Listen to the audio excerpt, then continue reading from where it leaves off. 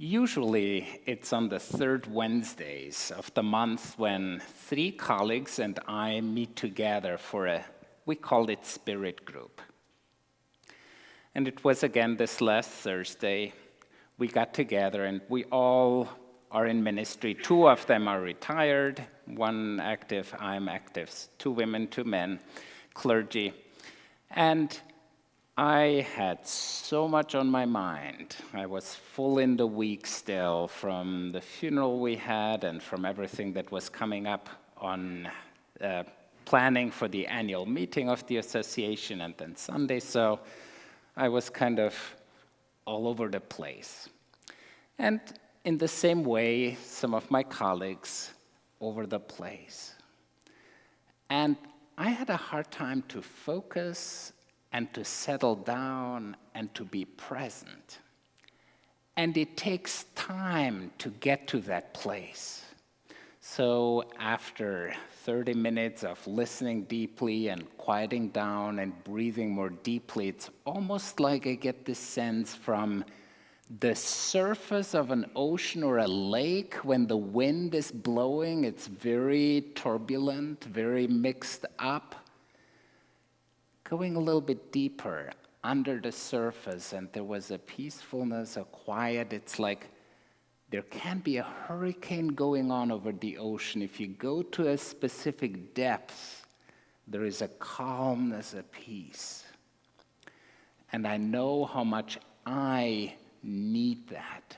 And in that presence, it's almost like a sense of awe, of wonder, something that cannot even be described in words opens up. It's this, wow, it's right here, it's right among us.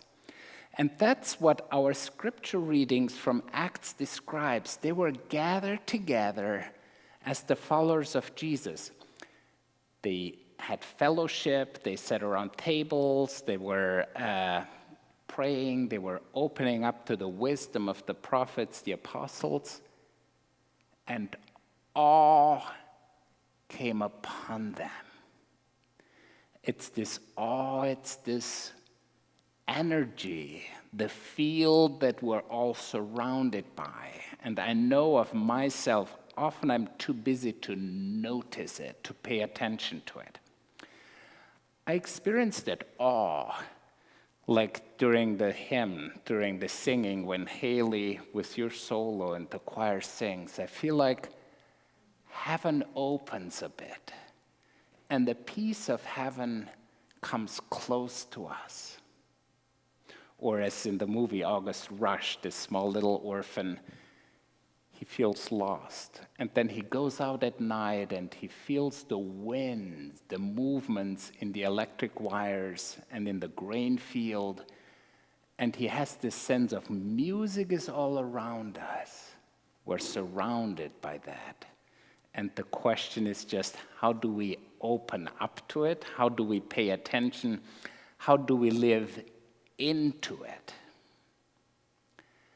Musicians, artists, athletes, they call it flow. So there is something when you tune in into the greater and you lose a little bit the sense of the structure of the minute, of the hour, of the dum, dum, dum, dum, dum.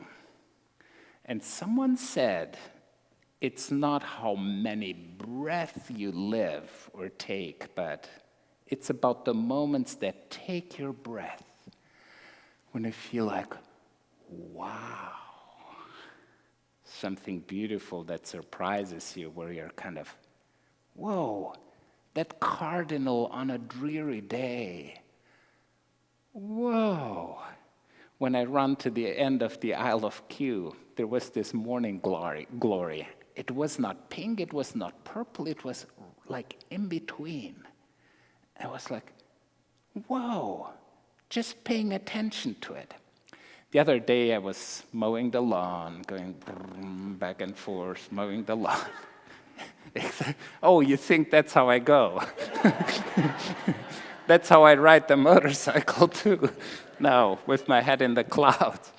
So I was looking down and it was getting pretty dark.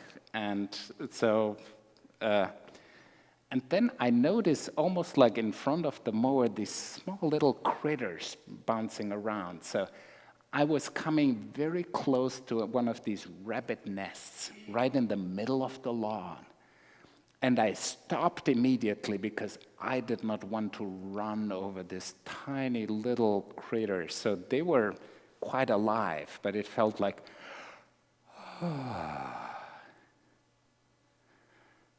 sense of wonder, sense of awe, opening up to that.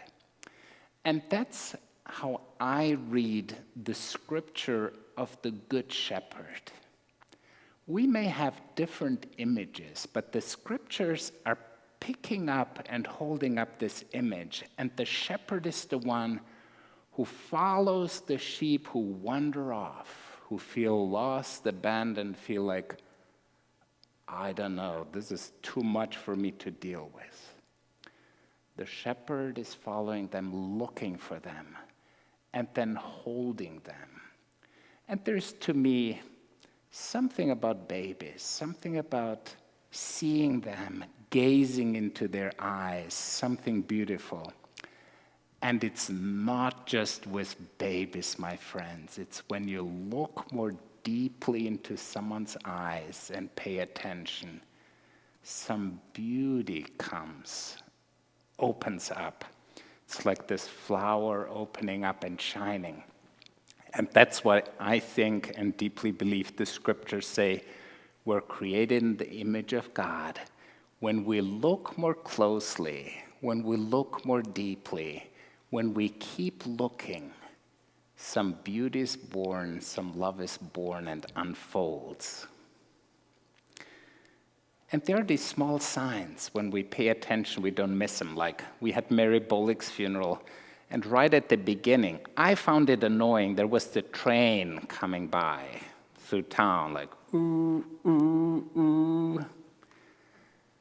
For Kenneth Gift, he was here, he said, whenever I was at Mary's house, I heard the train. That was like, wow, one last, ooh. And you could feel the presence of Mary right here in the space. So when do you take time?